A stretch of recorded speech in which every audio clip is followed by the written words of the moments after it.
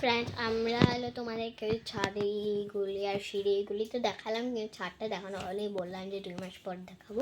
তো রুমটাও 2 মাস পরে দেখাবো, কিন্তু এখন শুধু ইট দিয়ে রেখেছে, আর কিছুই নেই। তো 2 মাস পরে এখন আমাদের মানে আঙ্কেলগুলি, মিস্ত্রি আঙ্কেলগুলি ইট দেখেছে না, তো ইট তো শেষ, তো একবারে ভোট দিয়ে আসবে তার জন্য।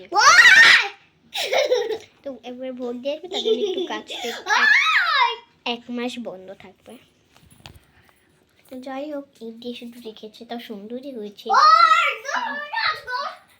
জানলা দরজা সব দেওয়া হয়ে গেছে, শুধু ইট দিতে বেড়া দেওয়াই আছে। শুধু সে পুটিং করে রাখবে, শুধু রান্নাঘরটা কমপ্লিট করবে বলেছে, কি পয়সা নেই। আরও ঘরটা কালার করে আমরা যে ইনকাম সব যে দাগিয়ে রাখি, এই যে রেখেছো, তার জন্যে যখন আমরা একটু বড় হবো, বাবা বলছে যখন আমরা একটু বড় হবো তখন কালারটা করে দেবে। তো বুঝলেই তো, যে বলেই তো দিলাম মুখের দিয়ে, তাহলে তো বুঝলেই। তো ওখানে সিঁড়ি না, আর কি হলো, ওর কি হলো, ওর নিজের থেকে ইনকাম কি হলো, এটা আর কি হলো।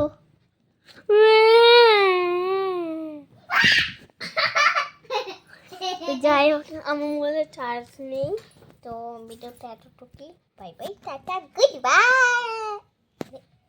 বাই কেন বলছি, পাগল লেগেছে। বাই, কমেন্ট করে যাবে তোমাদের মনে কত % চার্জ আছে বলে যাবে প্লিজ। আমার তো 20%। Bye bye.